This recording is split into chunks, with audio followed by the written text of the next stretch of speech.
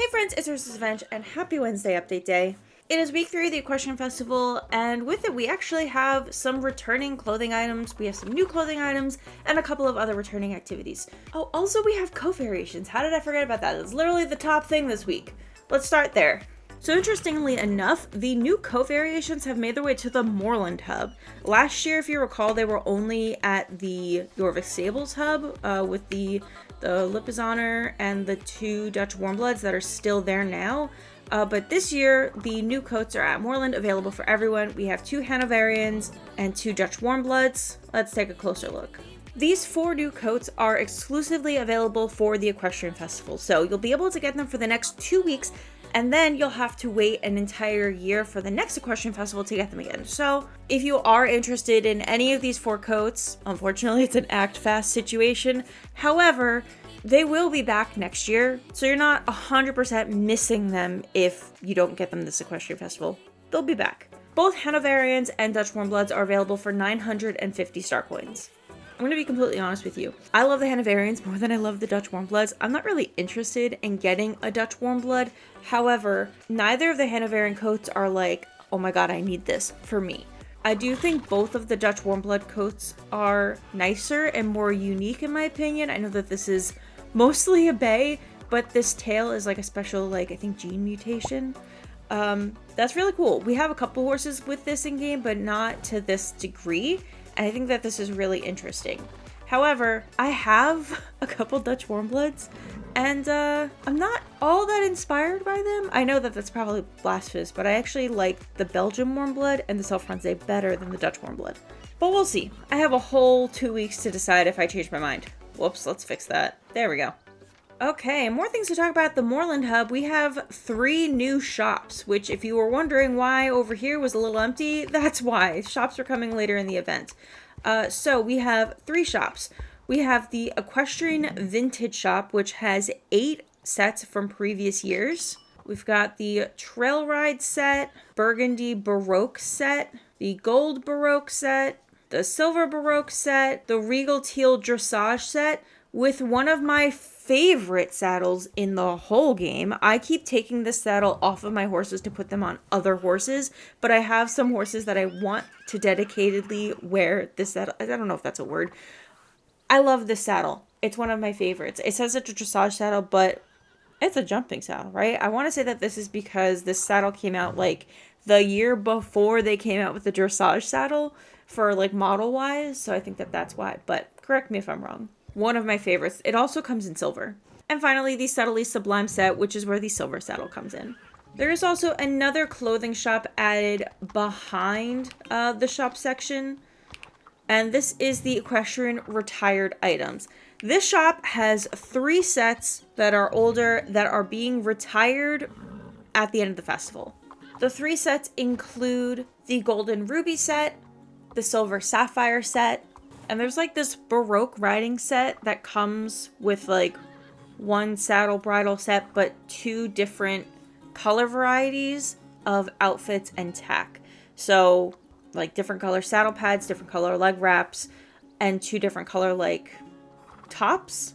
So this is a bigger set, but all of this is discounted for one last time. So if you are interested in any of these items, get them while you can, because at the end of next week, once the festival goes away, these will be leaving forever. And I know I saw somebody in my comments interested in the Silver Sapphire jacket, so this is your last chance. There's also an Equestrian Vintage pet shop. These are pets and balloons and items released at previous Equestrian festivals that are for sale now. Note that there may be more in this shop than I am showing here because I have bought some in previous years. I think that there were like pink and purple balloons. Pink might be birthday, I could be wrong, but I think there was a gold and like a wine colored balloon for sure that were Equestrian Festival exclusive, so those aren't in here. I don't know if the birds would also be in here because I think those were like the brown raven, I think might also supposed to be in here, and I know somebody else asked about that. Although that might have been on Reddit. Oh yeah, you know what? The bird is like literally right on top of the doghouse. So yeah, the brown bird might actually be for sale now. I already have it. And then there's still this pet store here, which is the relatively newer items. Oh, this is where the wine-colored balloon is. Plum, sorry. So, I guess look at both pet shops. I don't understand why they had to split them out and do, like, the older stuff coming out later to, like, I guess prioritize buying the new stuff. I don't know. It's all star coins anyway. You would want us to know that, like, you know, star coin purchases. There are some that are for tokens. Like these full care saddlebag set and like the horse care saddlebag pet. Those are both available for tokens if you got some spares lying around.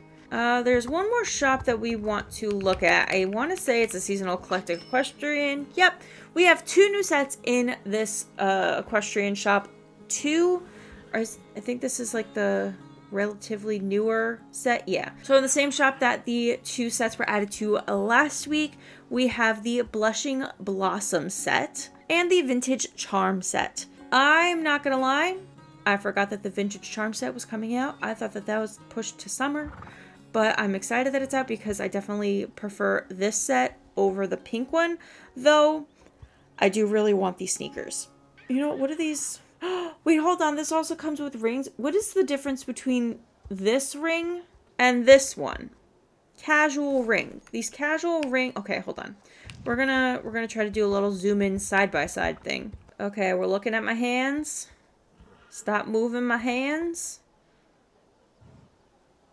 Nothing. It's the same item. Hold on. Is that one actually cheaper? Because I got these silver ones in the global shop. Don't ask me where they came from. I have no idea. Here. Casual ring. 55.55. Yeah, 55.55. They're the same ring, the same price. It's just exclusive to a separate set. Why? Like, make them rose gold or something. Alright, well, that's kind of silly. Sure. I kind of like these glasses, though. I'm not going to lie. Alright, yeah, so anyways, new sets in the shop. I'm gonna try to get as much of this vintage charm one as I can. Okay, so that is, I think, all the shopping to talk about today. There will be a couple of new quests today. So on my log, I have 3. I have one for Tan to unlock the Red String Trail, which is a returning feature from previous years. Basically, you do Tan's quest, and then you're going to go talk to the rangers across the way, and then the rangers are going to transport you to Firgrove, and then from Firgrove, you're going to click the scoreboard thingy thing to start the Red String Trail, and then you and possibly your friends, if you want to go with you, will encounter different things on the Red String Trail, sometimes. And then you make it all the way to the top, and you tie your little red ribbon, and you're like, yeah, we did this together, the power of friendship, woo! Then you talk to the ranger there to take you back to the festival. Or I guess you could run wherever you want. But don't forget to complete the quest with the ranger, because I've definitely forgotten to do that. And then you gotta run all the way back and do the trail again for no rewards. And Sabine is also back with her races. I'm glad that these came back week 3. I'm not gonna lie. I'm glad that they kind of like speed ran the rest of her storyline for the festival, because these races, I enjoy them. I think that they're fun. One of the things that I find fun about them is that each day that you do the race, you may get a different race. So there's a couple of different options that when you click on Sabine, you don't really know what you're going to get. I don't think. Maybe they are locked to the day. I don't actually know. But they're fun, and there's like a lot of variation. So it's not just doing the same races every single day, multiple times for solo or group. Because you've got a little variety with Sabine. Plus, she's Sabine. Ooh. And her race counts towards the Baroness as well. That's fun. Okay, so I think that is all to talk about for the Moorland hub. So let's go check out the Jorvik Stables hub. So first, let's talk about Petunia and Stephanie's treasure hunt. It's not stated here, but you know what? Actually, let's just accept this quest. Just go ahead, do our daily treasure hunting. Okay, so it's still taking us around Jorvik Stables. The news says that the treasures are spawning more frequently around the harvest counties, allowing for more effective collecting. There's going to be more spring treasures. I don't know if that means that there's going to be a new area, because I think that it was supposed to be like, oh, more areas every week, but it didn't really say where they would be spawning. So I don't know if it's like all of Harvest Counties, if it's Forgotten Fields. because last week they said, oh, more in Greendale. So I don't know. So I guess we can maybe run around Forgotten Fields and see if we find them. I really don't want to go all the way to Epona, but I guess I will if I have to. I see a bouncing race behind me. Is it this way that's bouncing? It is! Oh my god, did they bring dressage back? Okay, this is apparently... Wait, was this the bouncing? No, it's not the... There's a bouncing race behind me. Is that Sabine's race? It might be Sabine's race. But they still did bring Loop-de-Loop Mastery back, because I think week 3 is when it released last year, so hopefully it's permanent, and it should be. I don't see why not. Definitely an oversight, though, that we were not able to do that for 2 weeks. I've got some thoughts about this year's Equestrian Festival. I'm going to talk about it at the end of the video, but, you know, sneak peek of what's to come. Let's finish talking about the rest of today's features. I also still only see one treasure chest on the map. You know what? That's actually, it's probably a good time to talk about those two. It looks like it's in the first, yeah, it's in the same spot that it was last week. A couple tips and tricks that I learned in the last week about these spring treasure chests. First of all, you can see them on the map. Let me get out of the way real quick. So, if you look on your mini-map, you'll see one of those, like, dark blue, like, turny-any quest things. You know, like it's not really a recycle logo, but it is the symbol that we use for pharaohs when you have a turn-in. If you don't see that, you can go into map icons and select daily exchange quests, and it should pop up. You'll see a couple, like, pop up in Valedale. If you've gone to Pharaoh's board, you might see who actually needs deliveries for that day. Sometimes there's just more pop up than are supposed to for some reason. I think, like, I've had a couple days where, like, everyone who could possibly have a delivery at Pharaoh's was on the map, even though they didn't all have deliveries. But anyways, you'll see that it is bouncing here in Greendale Forest because that is where the spring treasure chest is. So if you're having trouble finding them, well, on one side, I think that they'll appear in the same spots each day that they did last week. But also it'll just appear on your map. Now, the other thing I want to talk about the spring treasure chests is what's in them. And I was first clued into this because I think in my video last week I had like 35 or 45 available in the exchange chest. But my friend Apple said she only had like 15 or 25. And I was like, that's weird. I don't know why I had more and you had less. I did a little bit of research into this, and I think on the hour, what's inside the chest changes. So I had gone on my side account and my main account, and I tried to check at the same hour and at different hours. Gonna be honest, I didn't do a really good job at that. But one of the days, I did check. At 1 hour on my side account, there was only 15 in the chest, but on my main account, there was like 45 on the next hour. These are those screenshots for the same locations. And then I did check on the same hour, both of my accounts had the same value inside the treasure chest. So I think it changes on the hour, but it's the same for everyone. So if you're going to the spring treasure chest and you really want like a lot of eggs or treasures, whatever they're called, and you're only getting like a small amount, come back in another hour or so to see if that number changes. If you don't care, obviously it doesn't really matter. To be honest, I only went to these treasure chests like twice. That's another thing that we're going to talk about is these spring treasures. Now you know. You know what? Actually, in 10 minutes, the hour's going to change over. So we'll double check. So what do we got here? 35. 35 at 5:50 a.m. Okay, so it's been about 15 minutes-ish. Let's see if this has changed. Don't call me a liar. I saw what I saw. Okay, this one, it's still 35, but that's fine. Okay, I feel like I have something to prove now. This is my side account. Okay. So it's the same hour. It's only been like 3 minutes since I logged in and got over here. And this account says 25, but my main account says 35. I don't know what the rhyme or reason is. I have no idea. Don't ask me. But I don't know why. I don't know why the values are random. I don't know if they change on the hour. I don't know why sometimes I'll go here and then I'll wait a couple hours and it'll be different. I don't know. All I can tell you is that it is different and it's stupid.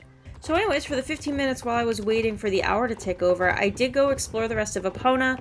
I went and got my fossils and I checked all of those areas.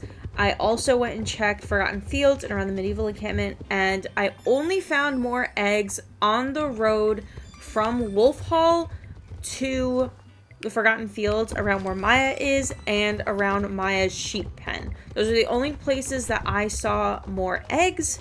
So I think that that is this week's new area, is literally right in front of Maya. So if you are looking for more eggs, I guess you can start checking there. Also, if you're looking for more keys, they do spawn in specific locations, kind of like the Halloween bunny and cat hollers. Some of the spots that I've seen are behind Mrs. Pike at the house on the doorstep. There will sometimes be a key. If you go behind the house to sort of where like the fish guy is, I guess his name is Mr. Pike, isn't it? At his shop, behind the shop, there is a crate. The key will usually be behind there. And by Molly, who gives the Greendale races, on the outside of the archway leading to her towards the rocks, there will sometimes be a key there as well. Petunia also has more trade-in, another trade-in option, I should say. For 75 treasures, you can get 4 tokens. Wow. Again, we're gonna talk about treasures in just a minute, but first, let's go talk about the other new thing in Jorvik Stables, which I think is the last new thing, which is the continuation of impressing the Baroness. Level 3 has unlocked, and, you know, I keep forgetting to, write down what the rewards were from the previous one, because I finished it in, a couple days. I think it was a couple tokens, some food for your horse. There was the Baroness token. We got a second one of those, and we got a tail ribbon in the teal and gold, which is not actually, now that I'm looking at these balloons, it's not the same color. That's like a sky, well, I guess that has some of the depth, that ribbon. But this is the tail bow that we got to match. It's more of a sky blue versus that dark, cerulean color. But anyways, this was the level 20 reward. I think it was a level 20 reward. I'm pretty sure this was the last thing that you unlock from tier 2 of the Baroness's quest. Anyways, let's see what she has to say today. The challenge continues. Welcome back, Arya. Me and Godfrey are looking forward to seeing how you will continue to impress us with your riding skills. We have decided on a few riders who have qualified or are doing well enough to be worthy of our time. You are one of those lucky few, Arya. See, I simply don't reward any riders that I believe are good enough. Only one will be able to win these prizes. Prizes? There's more than one? Yes, the ribbon is lovely. You hear that, Raven? We might get a prize. Prizes? There's more than one. Oh, well, my ribbon is quite exquisite, but there actually is more at stake. One of Jorvik's finest cat breeders has granted me the opportunity to find a new home for one of his cats. This is Bo. I believe he will make a fine companion. So then, go out and continue to prove your worth to me, and I am confident you'll be able to win. Okay, so we have another 20 unlocks to do for the Baroness, and it looks like the end of the line for this series of 20 races will be the cat. That's cute. All right, it's time for my thoughts. So with it being the 3rd week of the Equestrian Festival and having on at least 2 full weeks and then today to kind of play through it and really get a feel for some of the new stuff, there are some things that I think Star Stable did really well and some things that I think fell a little flat. Let's start with the negatives. It still is really bothering me that Star Stable, didn't seem like it, proofread the intro quest for this festival. There are people who they only just started playing recently, maybe within the last year, and have never experienced the Equestrian Festival. So when you go and you do the intro quest, you expect it to be correct and accurate and teach you actually where everything is. But there were a lot of mistakes just for lack of proofreading. In the Moorland Hub tour, they mention Steve with the pets. They show an area. That's where he used to stand. That is where the vintage shop showed up today. But that's not where the pets were for sale. And if you know Steve, because you're a relatively new player, he's one of the first people you meet, you're looking for Steve, and he's not at the Equestrian Festival. So that already was a little I'm not too happy about that. Also, and this actually isn't totally a gripe, they show in the intro quest where there's oh, these are exclusive horse breeds for sale. They show the stall that has no horses in it because they were only added today. You could have just, panned the camera angle over to the older Arabians that were still there. That would have, been showing you the horses that were on sale instead of where the future ones were going to be going. But I guess that's not really a massive complaint. That's just kind of like an oversight. Anyways, the next part is the tutorial quest for Jorvik's stables. There were 2 things in that tour quest that were inaccurate. One was technically correct, so I'll let it slide. It is about the bleachers. They say, oh, these are brand new bleachers. Can you believe you couldn't used to even sit in them? They were so bad. Which was true. You used to not be able to sit in those bleachers, but that was updated last Equestrian Festival. Technically, they did update them again this Equestrian Festival. They gave them a facelift to kind of go with the new Jorvik stables. They made them white and brown instead of just brown. So fine, yeah, technically correct on that 1-star stable. But what they're not correct is they mentioned Zia's show jumping, which was a test feature from last Equestrian Festival that has not made it to the game yet. And honestly, at this point, I don't know if it is. I really want it to because I really liked it, but who knows. But they just full on had a whole paragraph about a feature that is not in the game. I did see some people ask about it too. Some newer players being like, hey, what? I don't know who Zia is. Can somebody show me where they are? They ain't in the game because Star Stable never released that feature, but they never released the blurb from the tutorial quest, which is just a silly oversight. Like, I understand like reinstancing and just re-putting in the same quests. I'm okay with that, but you still have to make sure that year over year, they still make sense and they're not referencing stuff that's defunct. That, I think, is the offender that I'm most upset about, only because I actually really like the show jumping, and it's just, a little salt in the wound that it's not released. But also, it's just straight up misleading and confusing, and it's unnecessary to add if it's not in the game. That's probably like my pillar of, I don't think as much care went into the reinstancing of this event as it normally does. Sure, they changed the color of the theme, they added a couple of different things, which we will get to, but I feel like proof checking it just to make sure it makes sense should have been like one of the first steps instead of just saying, oh, it's probably fine. Like, that quest takes like 2 minutes to read through. I'm sure it takes much longer to change, but I mean, at least checking it shouldn't take that long. That's probably my biggest gripe. But now the other thing to talk about. The treasure hunt. This is a feature that I see what they were doing. I appreciate that they tried something new. They tried to bring something back that people enjoyed from previous events. I just don't think that they brought it back in the same way, and it's definitely not as impactful. But I think that there's a couple of reasonings why it might be that way. So first, reference to the old quest. I wasn't around for Old Star Stable, so I have not experienced the Easter quest firsthand, but I did look up a couple of videos. I did look up the history from, I think it was like 2013 to like 2019 or something. At least for the 2019 quest, which seems to be very similar to the 2017 quest. I think that this is another one where they just kind of reinstance it. They maybe like updated the items. I don't even know if they updated the items. They might not have. I don't know. I wasn't there. But anyways, from what I can gather about how it functioned was for 1 week only, you could go to, I think, 7 different NPCs, and then you go to all 7 or 9 or whatever of these NPCs. And then when you talk to them, you complete the quest and they give you an item reward, which unlocks 1 piece per the Easter set. So the 1 year that I saw, it was like an Easter witch set. Additionally, there were exclusive shops at every single town that had clothing items. I think the clothes were the same at the shops. Correct me if I'm wrong, but I think they were the same. Additionally, there was an Easter egg hunt that didn't function like this, where you were actually running around and looking for eggs at set locations. You were going to those set locations and you'd get a text on your screen that says, oh, there's an egg nearby or something like that. And you would essentially find the Easter egg. I don't know if doing that got you extra rewards or if you would turn in those eggs for rewards. That part I'm a little fuzzy on. But that was essentially the Easter egg hunt, was going to the different areas, going to talk to the different NPCs, and unlocking items. I think the similarity is that they're egg-shaped. The way that the treasure hunt functions currently in the spring event is more like Halloween soul shards, and I guess a little bit like the gold in the summer event. The difference between the gold, though, is the gold actually had a purpose where you could unlock additional pets with that gold. Granted, it was a lot of gold, and you can also unlock the different items that would help you survive Camp Western, essentially. So you had more options of things to turn in to get with gold. Soul shards, though, you had to wait, and you could only collect them at a certain time, and when you did collect them, you could only exchange them for fall tokens. In that regard, I think that the eggs is more similar to the soul shards. It's just you don't have to wait an hour to get more soul shards.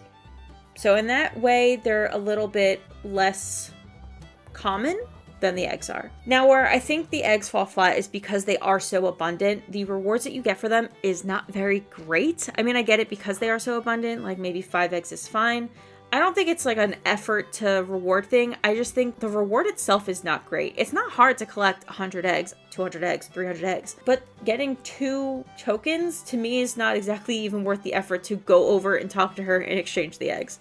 I'll still collect them. Don't get me wrong. If I see one, I'm going to grab it, but there's no incentive for me to actually go and turn them in for tokens because I'm already getting so many extra tokens from doing all the other races. I'd rather do that. So it's nice that it is an option for people if they want to get more tokens, but I don't know.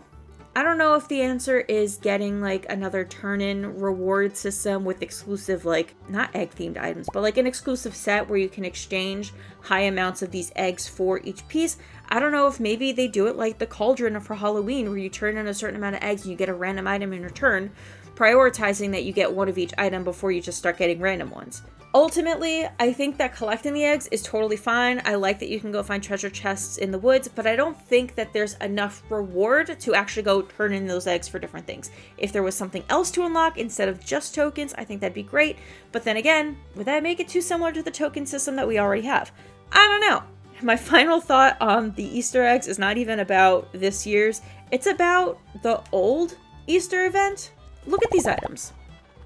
Are these the items you guys really wanted? These are the items that you're so sad that we lost because Easter is gone? These are hideous. What is wrong with you? Sorry for the personal attack. I just needed to say it. The old Star Stable event clothes are ugly. The shirt is pure nightmare fuel. Okay, now let's talk about the neutral to bad.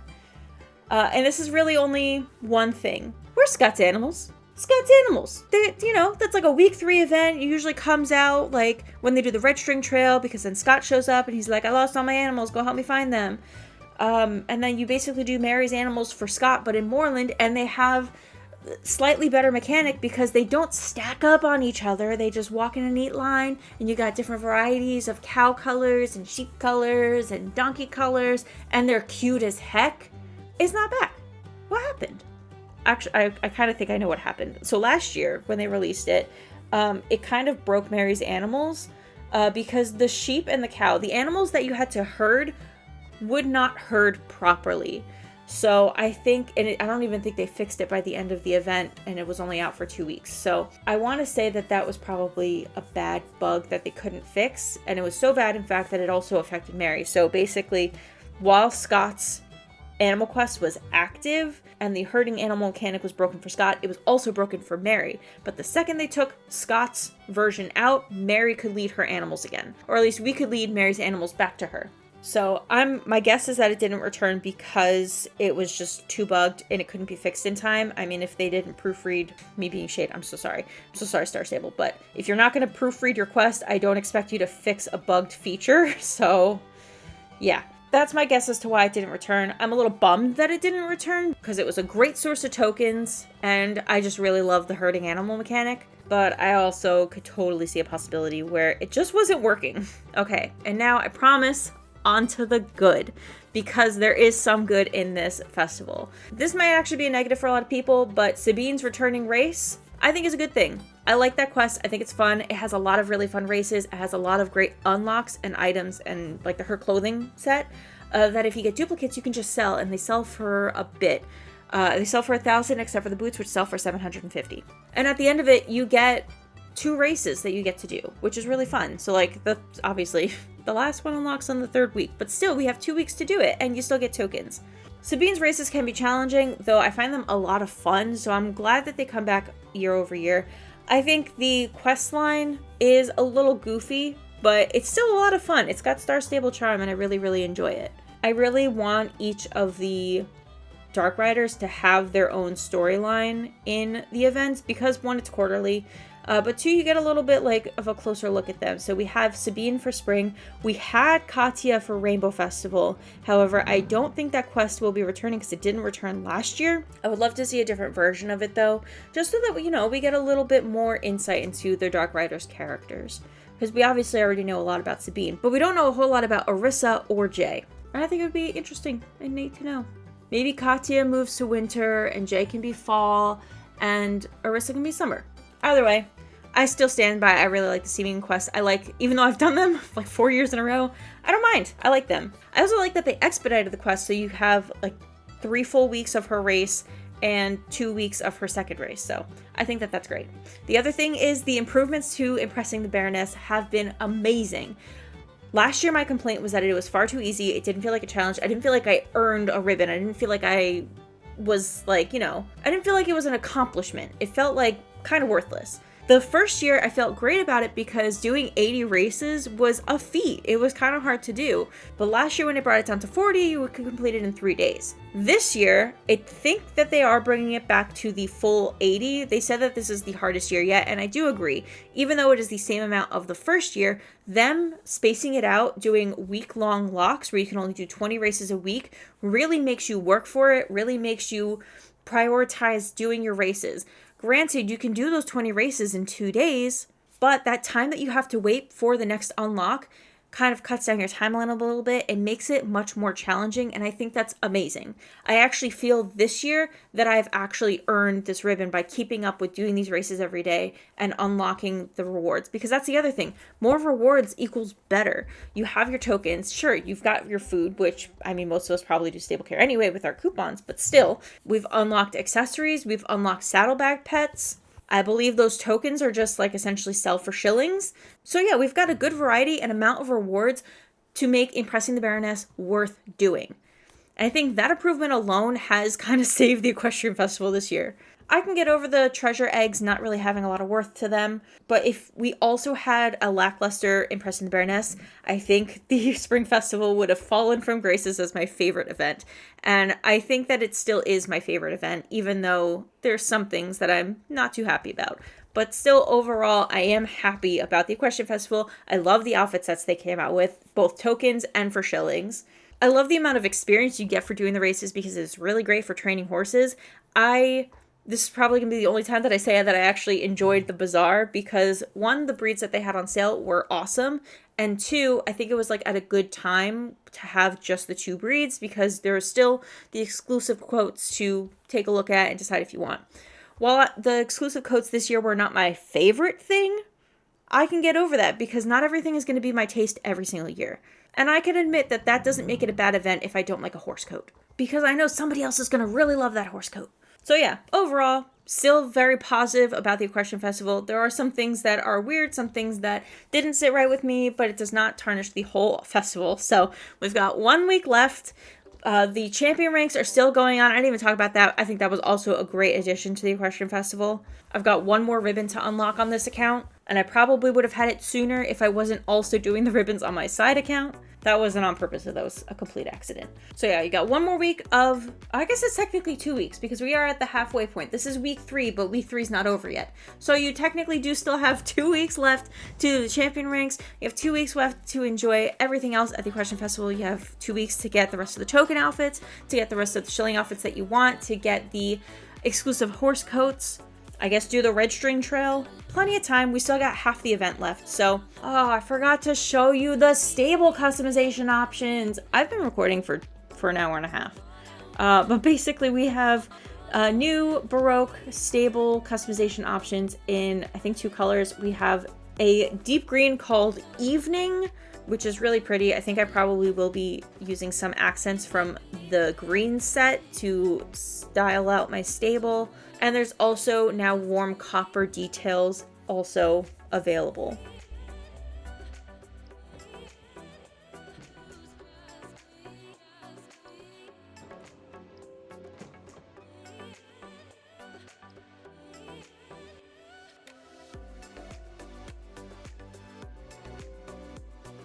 So anyways, that is it for this week. If you enjoyed this video, make sure to leave a like, subscribe, and turn on the notification bell so you never miss another video like this. I do try to cover every Wednesday update and more.